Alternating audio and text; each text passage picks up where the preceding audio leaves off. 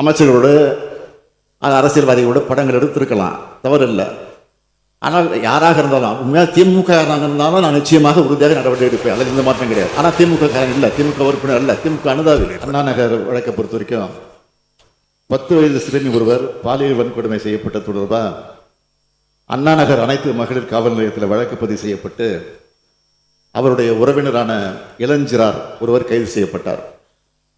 காவல் நிலையத்தில் விசாரணை அதிகாரி தங்களை தவறாக நடத்தினதாகவும் குற்றத்துக்கு காரணமான சதீஷ் என்பவரை கைது செய்யலனும் சிறுமியின் பெற்றோர் குற்றம் சாட்டியதை தொடர்ந்து இந்த வழக்கு கோயம்பேடு அனைத்து மகளிர் காவல் நிலையம் காவல் ஆய்வாளருக்கு மாற்றப்பட்டது. அதன் அடிப்படையில் நடைபெற்ற விசாரணையில் குற்றம் சாட்டப்படுகிற சதீஷும் கைது செய்யப்பட்டார். இந்த நிலையில மாண்புமை உயர்நீதிமன்றம் இந்த வழக்கை சிபிஐ விசாரணைக்கு மாற்றினாங்க. இந்த உத்தரவை எதிர்த்து காவல்துறை செய்த முறையீட்டில் சிபிஐ விசாரணை தேவையில்லை என்ற முடிவுக்கு வந்த உச்சநீதிமன்றம் தமிழ்நாடு காவல்துறையிலிருந்து 3 IPS அதிகாரிகள் கொண்ட சிறப்பு புலனாய்வு குழுவை நியமித்து விசாரிக்க உத்தரவிட்டாங்க.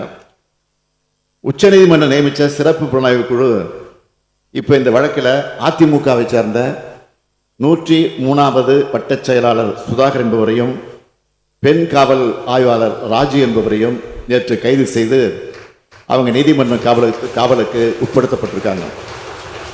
சுதாகர் அதிமுக வட்டச் செயலாளர் பொறுப்பில் இருக்காரு, அவரையும் காவல்துறை கைது செஞ்சிருக்காங்க. காவல் ஆய்வாளர் பொறுப்பில் இருக்கிற ஒருவரையும் கைது செஞ்சிருக்காங்க. நான் முன்பு விளக்கம் தந்த சென்னை மாணவி வழக்கில் கைது செய்யப்பட்டவர் நிச்சயமாக சொல்கிறேன், உறுதியாக சொல்கிறேன், திமுக உறுப்பினர் இல்லை, திமுகவுடைய ஆதரவாளர். அதை நாங்கள் மறுக்கலை. அமைச்சர்களோடு அரசியல்வாதிகளோடு படங்கள் எடுத்திருக்கலாம், தவறு இல்லை. ஆனால் யாராக இருந்தாலும் உண்மையாக திமுக இருந்தாலும் நான் நிச்சயமாக உறுதியாக நடவடிக்கை எடுப்பேன், அதில் எந்த மாற்றம் கிடையாது. ஆனால் திமுக காரன் இல்லை, திமுக உறுப்பினர் இல்லை, திமுக அனுதாவி. அதுதான் உண்மை. ஏன்னா எப்படி இருந்தாலும் கூட அந்த குற்றவாளியை நாங்கள் காப்பாற்றல, உடனடியாக கைது செஞ்சு சிறையில் அடைச்சிருக்கிறதோடு குண்டர் சட்டத்திலையும் போட்டிருக்கிறோம். என்னுடைய அரசை பொறுத்த வரைக்கும் எந்த கட்சியாக இருந்தாலும் எந்த தனிப்பட்ட நபராக இருந்தாலும் சரி, ஏன் காவல்துறையாக இருந்தாலும் சரி, பெண்களின் பாதுகாப்பு தான் முக்கியமே தவிர நாங்கள் எதையும் எதிர்பார்ப்பதில்லை. ஆகையால் எதிர்க்கட்சி நண்பர்களை நான் கேட்டுக்கொள்ள விரும்புவது, குற்ற செயல்கள் எதுவாக இருந்தாலும் குற்றவாளிகள் யாராக இருந்தாலும் நேர்மையாக நியாயமாக கடுமையாக நடவடிக்கை எடுத்து வருகிற அரசை குறை சொல்லாமல் பெண்களுடைய பாதுகாப்பு தங்களால் என்ற ஒத்துழைப்பை அனைவரும் அரசுக்கு வழங்கிட வேண்டும் என்று கேட்டு அமைகிறேன்.